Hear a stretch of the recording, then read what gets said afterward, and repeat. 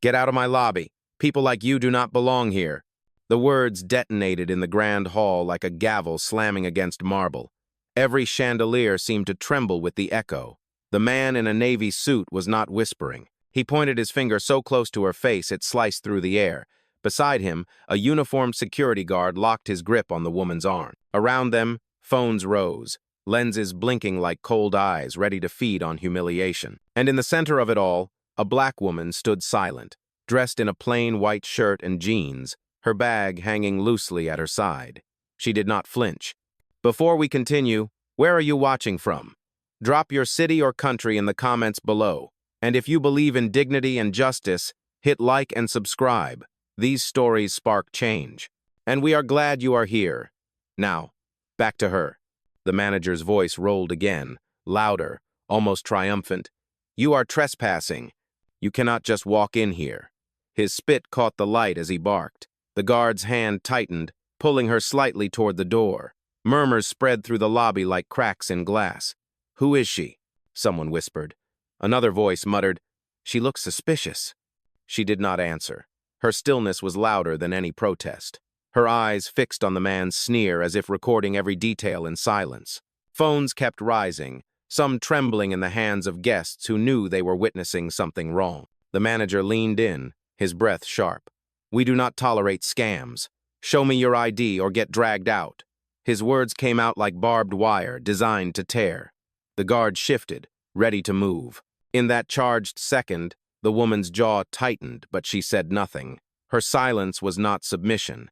It was a mirror reflecting every ounce of bias hurled at her. The lobby was no longer a place of luxury. It had become a courtroom, and the verdict was already spoken before the evidence appeared. Phones kept recording. A young man near the fountain whispered, This does not feel right. A woman clutched her child's hand and stared, appalled. The crowd's unease swelled, yet the manager basked in his authority. He thought he owned the moment.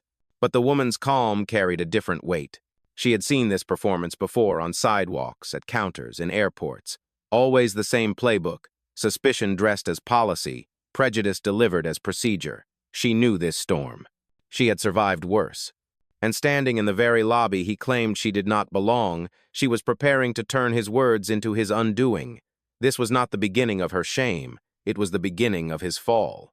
The guard's grip dug deeper into her arm, the pressure deliberate, as if he wanted the crowd to see who held power. His radio crackled against his chest, the static sharp in the hush of the lobby. The marble floor reflected the tension, every polished tile turning the moment into a stage. The manager leaned closer, his voice sharpened into a blade. You people think money buys you entry. Not here, not in this place. The words carried the weight of old prejudice, dressed in the uniform of authority. She did not move. Her stillness mocked his fury. Her eyes traced the chandelier above, the gold fixtures gleaming like indifferent witnesses. In that silence, the crowd became restless. A young man in a gray blazer whispered, Why is he yelling? She has not even spoken. Another guest, a woman clutching her purse, muttered, This feels wrong. Their phones stayed raised, tiny red lights blinking judgment back at the staff. The manager straightened, emboldened by his own echo. He barked to the guard, Remove her, now. The order landed like a stone, and the guard tugged harder. A ripple of gasps moved through the guests. The black woman's purse slipped slightly from her shoulder, swinging like a pendulum measuring every second of humiliation. Her lips parted, but not in protest. Her voice was calm, so low it made the crowd lean closer. Touch me again, she said, and every witness here will remember your choice, not mine. The guard stiffened. His hand trembled, just once, before he gripped tighter out of pride. A young woman near the check-in desk raised her voice, cracking through the silence. This is not right. She gave you nothing but calm. Her tone carried across the marble, bold in its simplicity. A few guests turned toward her, nodding. The manager's head snapped around. Mind your business, he snapped. Do not interfere. But interference had already begun. A second guest, an older man in a navy suit, lifted his phone higher. I have the whole thing, he said firmly. Every word. His voice was not loud, but the certainty in it spread. The manager sneered, his eyes narrowing. Record it. Post it. She will still be a fraud, and you will all thank me when she is gone." He turned back to the woman, spitting his words. "Show proof you belong, or walk out." She lifted her gaze and met his with a calm that seemed to slow the room itself. "Proof?" Her voice was steady, unshaken. "What proof could I offer that you would not dismiss? My name, my history, my money?" The questions floated in the charged air, each one landing like a quiet indictment. Her mind flickered to another lobby, years ago. She was 16, dressed in her Sunday best, waiting for her parents in a hotel in Charlotte. A clerk had looked her up and down and told her to leave. "This area is for guests only." She had tried to explain, but they had not listened. They had escorted her outside, into the sun, as if she were dirt on the carpet. The sting of that humiliation never left her. It sharpened her, carved her path, and now, standing in this gilded lobby, the same script replayed. But she was no teenager now. She was the storm the manager had called down without knowing. The memory dissolved, replaced by the weight of this moment. Her silence returned, more dangerous than rage. The crowd was shifting. A murmur spread. "She has not raised her voice once." Someone else said, "He is making a scene, not her." The manager's jaw tightened. He slammed his palm against the counter, a sharp crack that echoed through the lobby. "Enough!" he roared. "Security! Drag her out!"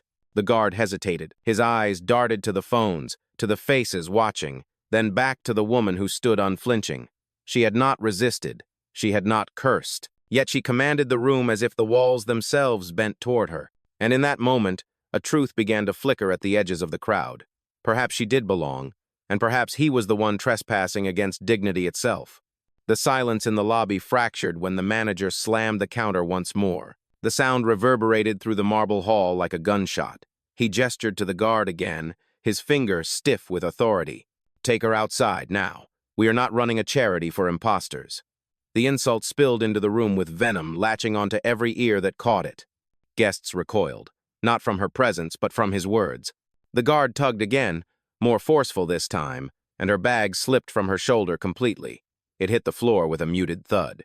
The sound landed heavier than it should have, as if dignity itself had been dropped for the crowd to see. She bent slowly, picked it up, and placed it back over her arm. Calm, composed. Her every movement deliberate, like a sculptor chiseling away at stone. A woman near the grand staircase whispered to her husband, "Why is he treating her like this? She is just standing there." Her husband shook his head, eyes fixed on the manager. "Because he thinks he can." The manager turned sharply, pointing toward the onlookers. "Put your phones away or you will be escorted out as well. This is private property." His declaration rang hollow. The lobby did not feel private anymore. It felt exposed. Every lens stayed raised, unblinking, unafraid. A young man in a striped tie spoke louder than he intended, his voice carrying into the charged air. "She showed calm. You showed cruelty. Who really looks like they do not belong here?" His words stirred the crowd. A few people nodded. A ripple of agreement spread, soft at first, then firmer. The manager's face flushed. "Frauds like her are a danger to our institution. She thinks she can walk in here with a fake name and a stolen card." He sneered, his lips curling into something ugly. "Not today. Not under my roof." The woman remained steady. She turned her gaze to the chandelier again, as though the crystals might record the injustice better than the phones around her. When she spoke, her voice was measured. "You are not protecting this place. You are destroying it." The guard stiffened, his grip faltering. He looked at her, then at the guests, then at the manager, as if unsure which order carried the greater risk. The air thickened with unease. From the far side of the lobby, a concierge who had stayed silent until now finally spoke. Her voice was hesitant but clear. "Her reservation is valid. I saw her name this morning in the system." The words struck like lightning. Guests turned toward her. The manager whipped his head around, eyes blazing. "Stay out of this if you want your job." His voice cracked on the last word, revealing a fear he could not conceal. But the crack had already spread. A murmur rolled across the lobby. One guest muttered, "If she has a reservation, then this is harassment." Another whispered, "It is more than harassment. It is prejudice." Ugh. The woman did not smile, but her eyes sharpened with quiet fire. "The truth always finds its way into the room," she said softly, but every syllable landed with weight. The manager barked again, desperation tightening his tone. "Security! Arrest her if you have to. She is a thief." The word thief tore through the lobby, heavier than the chandeliers above. Gasps rippled. A mother clutching her daughter's hand turned away, whispering, "That is too far." The older man with the phone raised it higher. "I have it all," he repeated, this time louder. "Every insult, every lie." The guard's hand shook. His grip loosened. The woman remained still, rooted like stone in the storm. And for the first time, the authority in the room no longer belonged to the manager's voice. It belonged to the silence that followed, and to the witnesses who were no longer willing to look away. The woman did not fight the guard's grip. She simply stood, unshaken, while the storm of words swirled around her. Her silence pressed on the lobby like a weight. Every breath seemed to catch in the air.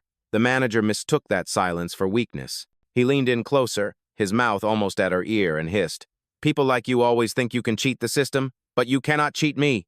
The sentence hung in the space between them like smoke from a fire that should never have been lit. Guests shifted in discomfort. A teenager standing by the fountain whispered to his mother, "She is not doing anything." The mother tightened her grip on his shoulder.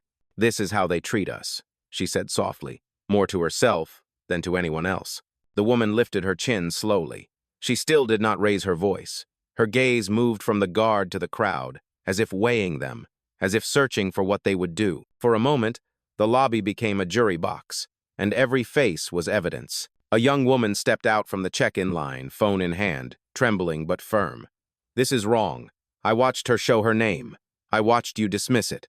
Her words cracked the air. The manager snapped his head toward her. "Shut your mouth. Do you want to lose your room as well?"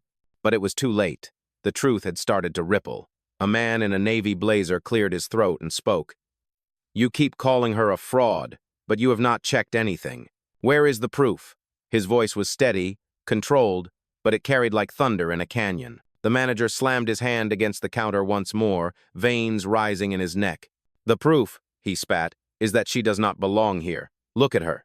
His eyes scanned her plain shirt, her jeans, her unbranded bag, each detail judged as if it were evidence of a crime. She let the insult roll through the room without blinking.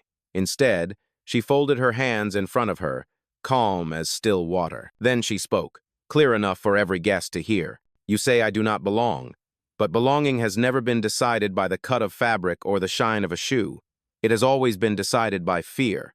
And right now, you are the only one afraid." The line cut through the room like glass shattering. Some guests gasped, others nodded. The concierge who had spoken earlier stood taller, courage ignited. "She is telling the truth," she said again, firmer this time. The guard faltered. His hand loosened, almost slipping away entirely. He looked at the manager for direction, but the manager's face was red, his authority cracking like plaster under pressure. From the back of the lobby, another voice rose. It was a middle-aged man with a suitcase at his side. "I stayed here for years," he said loudly, "and I have never seen someone treated this way. This is not policy, this is prejudice." Phones flashed. The sound of recording notifications pinged through the tense silence. The woman remained still, as if anchored to the very marble floor. Her composure radiated louder than the manager's shouting. The manager realized he was losing the room. His eyes darted between the phones, the murmuring guests, and the unwavering figure before him. He snarled, "Security! Drag her out before this becomes a circus." But the circus had already arrived. It was in every lens, it was in every whisper, it was in the tightening resolve of a crowd that no longer believed his words. And in that moment, the balance shifted. The woman had not raised her voice, had not lifted a hand, but somehow the room was tilting toward her, not him. She did not need to fight. She only needed to stand. The phones in the lobby no longer hovered quietly. They were raised with intent, steady hands holding them like lanterns in a dark cave. The murmur of the guests grew into a low rumble, restless and alive. For every word the manager shouted, there were now half a dozen whispers pushing back against him. The young concierge who had dared to speak earlier stepped out from behind her podium. Her voice trembled but carried across the room. "She belongs here. I saw her name in the reservation system this morning. Penthouse suite. Carter." Gasps broke through the lobby. The name struck chords, though not everyone knew why. The manager spun toward her, his face a shade darker than before. "You are finished," he snapped. You speak one more word and you will never work in this industry again. His threat cracked like a whip, but it did not silence the crowd. An older woman near the velvet chairs clutched her handbag tighter and called out, "You cannot erase the truth. I heard her. I heard you." Her voice was steady, and though she was a stranger, it gave the room a spine. The guard shifted uncomfortably. His grip on the woman's arm weakened further. His eyes flicked to the concierge, to the woman he held, to the circle of cameras now pointed in his direction. The authority he thought he carried was draining, replaced by doubt and something heavier, shame. The manager tried again, louder, almost desperate. "She is a thief. She is a liar. Look at her clothes. Look at her attitude. She is pretending to be something she is not."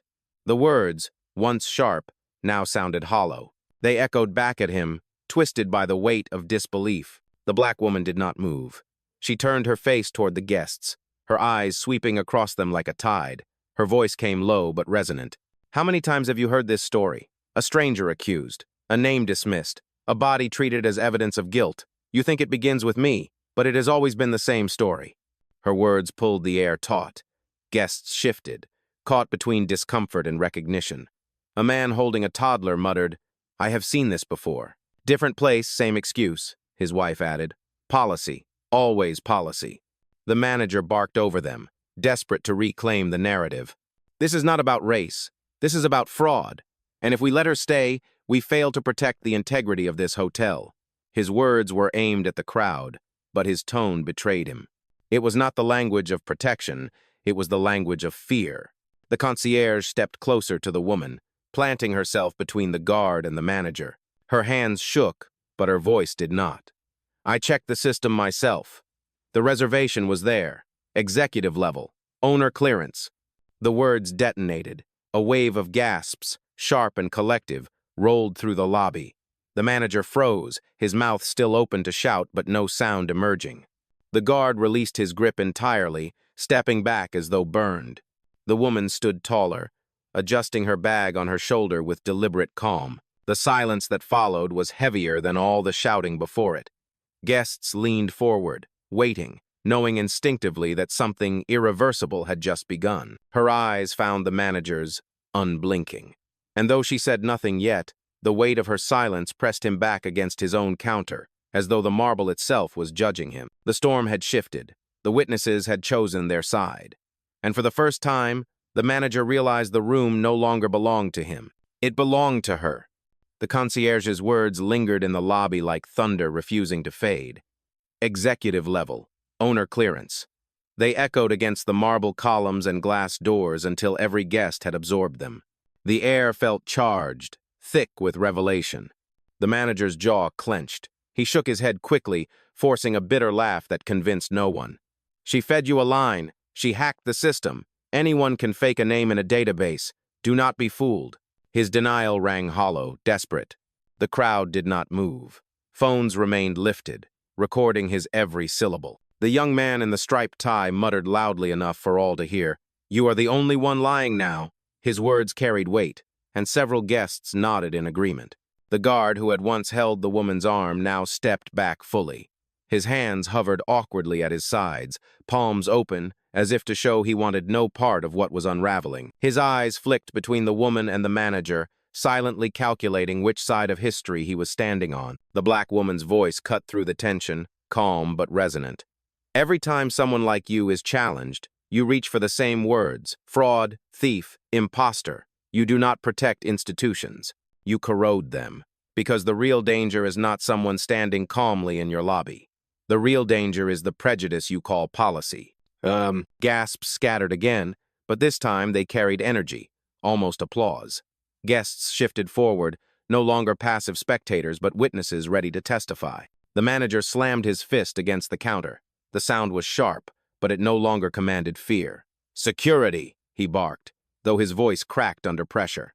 "I want her detained until the police arrive." The guard froze, his lips parted, but no words came.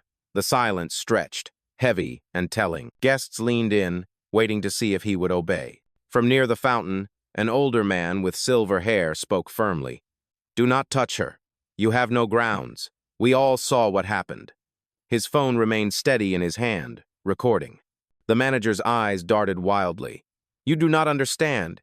She is a con artist. She is here to humiliate us. This is all a trick." The woman's gaze sharpened. She stepped forward, her voice unwavering. "The only trick is how long you thought you could get away with this. But the room is awake now. They see you." The concierge took another step closer to her, visibly shaking but resolute. "She is telling the truth. I am a witness. I will sign any statement you want." The manager pointed at her with venom. "You are finished. You will regret this." But his words no longer pierced. They sagged under the weight of disbelief. Guests began speaking openly, their voices overlapping. "She belongs here. He is out of line. This is disgusting." The noise swelled until the manager's authority was drowned. And through it all, the woman stood still, her presence commanding without a single raised tone. Her silence was not emptiness. It was gravity, pulling the entire lobby into her orbit. When she finally spoke again, her words were simple but devastating. "You wanted me invisible. Instead, you made me undeniable." Oh, the lobby erupted not in applause, not yet, but in a chorus of gasps and murmurs that marked the exact moment the tide turned. The manager's face drained of color. The guard stepped further away, and every phone in the room captured the fall of a man who no longer held the ground beneath his own feet. The moment cracked wide open when the manager's face contorted with rage. He pounded the counter again, louder this time, his fist rattling the pens and brochures spread across it. "That is enough," he barked, his voice shrill with desperation. "I said call the police. Arrest her if you must. She is trespassing. She is stealing. She is a criminal in disguise." The words fell like shards of glass, cutting the air, but they no longer had sharpness. They clattered to the marble floor, weak and jagged. The guests recoiled, not at the woman, but at him. A middle-aged woman near the velvet chairs gasped audibly. "You cannot just call someone a criminal because of how they look." The guard shifted on his heels. His radio buzzed faintly against his chest, but he did not reach for it. His hands twitched, caught between obedience and fear. Sweat traced the line of his temple. He knew, as did everyone else, that the weight of the room had turned against the manager. The black woman remained anchored, steady as stone. Her silence stretched so thick that it pressed on every witness. She was not pleading. She was not defending. She was waiting, letting the man's fury unravel itself until it strangled him. Then, slowly, she lifted her head. Her words were even, deliberate, each one laid like a brick. "You accuse me of theft, but what you are really stealing is dignity. You have already lost control of this lobby, and the louder you scream, the clearer it becomes who the real imposter island." The lobby erupted in murmurs. Someone whispered, "She is right." Another said louder, "He is humiliating himself." The sound built like a wave, crashing against the fragile wall of authority the manager clung to. His face flushed deep red. His voice rose again, desperate. "This is not your place. You do not belong here. Do you hear me? You never belonged here." The words echoed, cruel and naked, ricocheting off the marble and glass. Guests froze, their eyes wide. It was no longer coded language. It was open, raw prejudice in its ugliest form. A teenager in a baseball cap lowered his phone for a moment, stunned. Then he raised it higher, pressing record once more. His voice cracked as he said, "Everyone heard that. Everyone." The concierge stepped fully out from behind her desk now, planting herself at the woman's side. Her body shook, but her face held resolve. "That is enough," she said, her voice clear. "Her reservation is real. She belongs here more than any of us." The guests broke into scattered gasps. Some even clapped once, a nervous reflex that carried weight nonetheless. The manager spun toward the concierge, eyes blazing with betrayal. "You are finished. Fired. Get out." But before his rage could gather momentum, the older man with silver hair spoke again, firm and unyielding. "No, sir. You are the one who is finished, because every word you just said is on record. Every insult, every slur, every lie. And when the truth comes out, it will not be her reputation in ruins. It will be yours." The room was no longer a lobby. It was a courtroom. The guests were no longer customers. They were witnesses. The manager had just declared his own guilt in front of them all, and the woman at the center of it remained steady, her silence a fortress. She had not raised her voice once, yet her power filled the space more completely than his shouting ever could. The storm had broken, and the thunderclap was prejudice laid bare for all to hear. The tension reached a knife's edge. The manager's voice was still ringing in the air when the black woman calmly reached into her bag. Every phone in the lobby tilted slightly higher, lenses tracking her every move. She pulled out her phone, unlocked it with a single tap, and lifted it to her ear. Her voice was steady, almost gentle. "Activate protocol." The words were not shouted. They did not need to be. They sliced through the air with more force than the manager's screaming ever had. The crowd leaned in instinctively. Even the guard stepped back a pace, as though he understood the gravity of what had just been set in motion. On the other end, a crisp voice answered immediately. "Confirmed, ma'am. Internal audit is live. Incident recording has started. All language is being logged in real time." The woman's eyes never left the manager's. "Good," she said softly. "Make sure nothing is missed." The manager let out a harsh laugh. Too loud, too brittle. "What are you doing? Calling your friends? Calling for backup? That phone call does not change anything. You are still a fraud standing in my lobby." But his voice faltered on the word "my." The guests heard it too. Murmurs broke out, uncertain but insistent. Why would she need a protocol? Who answers a call like that? The woman lowered her phone slightly, just enough for everyone to see the call was still active. Her gaze was unflinching. "This is not your lobby, and you are about to learn why." The concierge stood straighter at her side, courage swelling. The older man with silver hair nodded firmly, whispering to those near him. "She is not bluffing. That is not the tone of someone faking anything." The guard looked at the manager, then at the woman, his face pale. His grip on authority was slipping as quickly as the sweat on his palms. He muttered under his breath, almost to himself. What if she is telling the truth? The manager's head whipped toward him. "Do not listen to her. She is nobody. She is nothing." But the desperation in his tone betrayed him. The crowd could feel it. The balance of power was no longer his. The woman pressed the phone closer to her ear. Her voice remained even, deliberate. "Continue the escalation. Notify compliance. Notify the board. And log the exact moment he called me nothing." The line crackled as the voice on the other end replied, "Already done. Timestamp recorded." A gasp spread across the lobby. The guests understood. This was not a random phone call.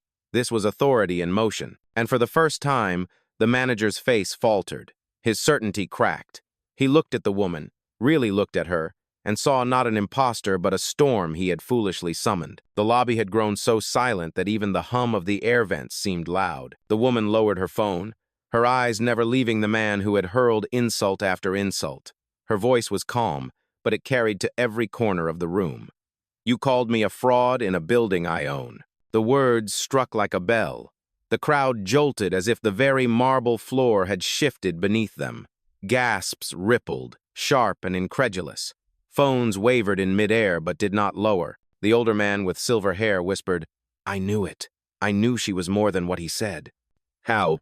The manager's mouth opened, but no words came. His face drained, red fading into a pale mask of disbelief. That is impossible," he stammered. You cannot be." The woman cut him off, her tone sharper than glass. "Every inch of this lobby, every chandelier you thought bore witness only to your authority belongs to me. You mistook my silence for submission. That was your last mistake."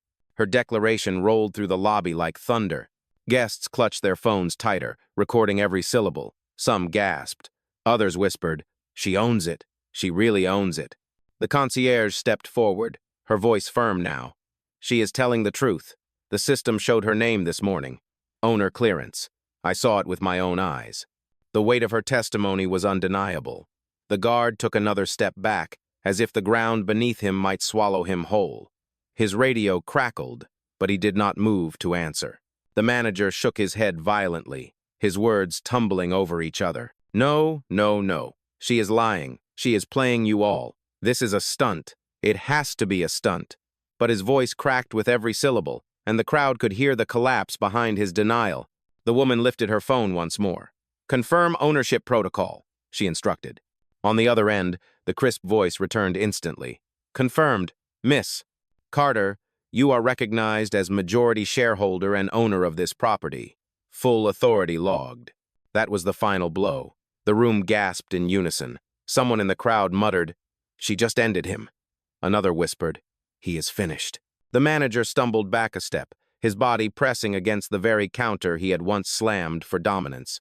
His authority had drained into the marble beneath his feet. His eyes darted wildly across the room, searching for support, but he found none. The crowd had already chosen its verdict. And in the center of it all, the black woman stood unshaken, the storm he had tried to unleash now breaking over him instead. The revelation cracked the lobby wide open. Conversations overlapped in shocked tones, gasps turned into murmurs, and murmurs into a rising tide of voices. Guests were no longer quiet observers. They were witnesses, and they knew it. The guard dropped his hand completely, stepping away as if her very presence burned him. His eyes refused to meet hers. The concierge remained by her side, her chin lifted with newfound resolve. The older man with silver hair shook his head slowly, muttering, all this time he was insulting his own employer. The manager's face was frozen, caught between rage and terror. His lips trembled, but the words would not form. The authority that once poured from his mouth had turned into silence, and that silence was louder than his shouts had ever been. One guest near the fountain whispered, "This is going viral right now." Another replied, "Good, let the world see it." Phones swiveled to capture the manager's pale face, the woman's unbroken stance, and the undeniable truth unraveling in real time. The woman did not move closer. She did not need to. Her stillness filled the space with power. "You called me nothing," she said evenly, "but I am the very reason this place exists. You thought you owned the story. Now the story owns you." The manager tried to protest, but his voice cracked like dry wood. This is not how things work." His denial hung limp, powerless. The guests no longer cared for his excuses. Their eyes, their cameras, their sympathy, all of it was fixed on her. The shift was complete. Authority no longer wore his suit. It stood inside her calm, inside her silence, inside her truth. The lobby was no longer his battlefield. It was her courtroom. And every witness had already delivered the same verdict. Guilty. The woman lifted her phone again, her voice steady, precise. Terminate his access. Effective immediately. On the other end, the reply came crisp and certain. Confirmed. Processing now. A sharp beep echoed from the manager's badge clipped to his belt. It flashed red, then went dark. He slapped it against the counter reader in panic. Once, twice, a third time. Nothing. The silence that followed was crushing. The concierge's eyes widened. The guard stepped back farther, his own badge buzzing useless in unison. A second later, the receptionist's badge blinked and died as well. All three of them stood frozen, stripped of the very authority they had wielded against her minutes before. Gasps spread through the crowd. Phones caught every second. Someone whispered, "She shut them out of their own system." Another guest said louder, "Not their system. Her system." The manager's chest heaved. His hands trembled on the counter as if it could anchor him, but there was no anchor left. The authority had shifted completely, and everyone in the lobby could feel it. The woman lowered her phone, her gaze cutting through the silence. She had not raised her voice, yet her command had dismantled them in seconds. What had taken years of prejudice to build had collapsed with a single instruction, and now the lobby stood in awe, not of his lost power, but of hers revealed. The manager's badge clattered onto the marble as his trembling hands let it slip. His mouth opened, but no sound came. The receptionist stared at her lifeless card, color draining from her face. The guard lowered his head. No longer a figure of authority, but a man stripped of power. The crowd stood still for a moment, absorbing the weight of what had just happened. Then, slowly, whispers rose into words. "Justice," someone murmured. Finally, phones stayed raised, capturing not only humiliation but history. The woman did not move toward them. She did not need to. Her presence was enough. Her voice, calm and deliberate, spread through the lobby like a verdict. "I do not need a camera to prove this moment. I am the evidence. The next time you decide who belongs, ask yourself why you do." The words landed heavy, sharper than any punishment. The crowd erupted in murmurs, some in awe, some in shame, all marked by the truth of what they had witnessed. The woman turned, adjusting her bag on her shoulder. She did not look back at the people she had dismantled. She walked toward the glass doors with the unhurried steps of someone who owned every inch of the ground beneath her. And in her wake, silence fell again, this time not out of fear, but out of reverence. The story was no longer his, it was hers. and it would be told, replayed, and remembered far beyond the walls of that lobby.